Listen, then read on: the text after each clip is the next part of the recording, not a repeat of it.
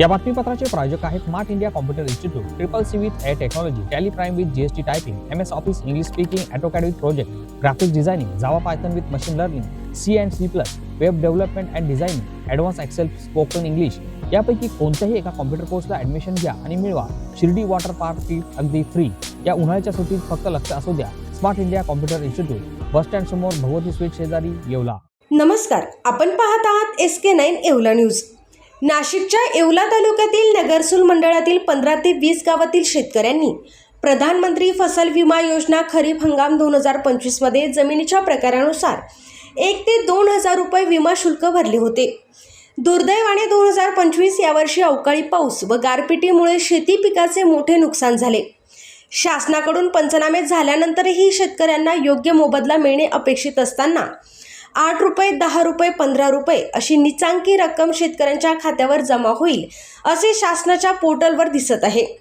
त्यामुळे शेतकऱ्यांच्या तोंडाला पाणी पुसली गेली असून संतप्त झालेल्या शेतकऱ्यांनी येवला कृषी विभागाचे कार्यालय गाठत कृषी अधिकाऱ्यांना जाब विचारलाय।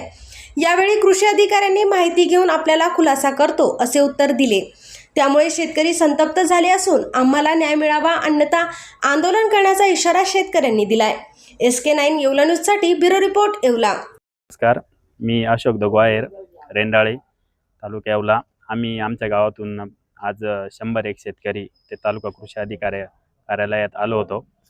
एक पीक विमाच्या बाबतीत सरकारकडून 10 रुपये, 5 रुपये अशी रक्कम जमा करून एक शेतकऱ्यांची एक प्रकारे थट्टा या ठिकाणी करण्यात आलेली आहे। त्यामुळे आम्ही सर्व शेतकरी इथं आलो असतात साहेबांनी आम्हाला 2 दिवसांनी सविस्तर माहिती कळवतो असं सांगितलं आहे। मी संपत देवचंद आहे, राहणार रेंदाळे। आम्ही सन 2025 मध्ये प्रधानमंत्री फसल पीक विमा योजनेअंतर्गत जवळजवळ 1,000-1,500-2,000 प्रत्येकाच्या क्षेत्रवाईज प्रत्येकाने पीक विमा भरला होता।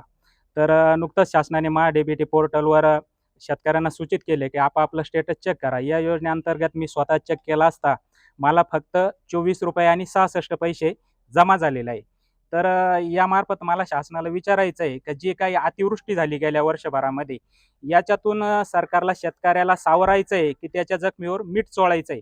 तर याविषयी सविस्तर खुलासा करण्यासाठी आज आम्ही येवला तालुका कृषी कार्यालयात आलो असता तालुका कृषी अधिकारी यांनी माझी मीटिंग चालू आहे आणि तात्पुरतं थोडंसं आम्हाला समजावून सांगितलं आणि यानंतर सविस्तर निवेदन मी तुम्हाला 23 तारखेला करतो असं सांगितलं। आता बघू 2 दिवस 23 तारखेपर्यंत त्यांनी यावर व्यवस्थित खुलासा केला तर ठीक, नाहीतर या माध्यमातून मोठा शेतकरी आंदोलन छेडण्यात येईल असं या माध्यमातून मी शासनाला इशारा देतो। माझं नाव शंकर शिवाजी नजन। आम्ही इथं येवल्याला कृषी कार्यालय इथं आलेलो होतो। तर आमचे जे पीक विमा संदर्भात जी तक्रार होती की आम्ही जे सोयाबीनचं नुकसान झालं आहे, मकाचं नुकसान झालं आहे, तर ज्याच्याविषयी हे करायला आलो, तक्रार करायला आलो।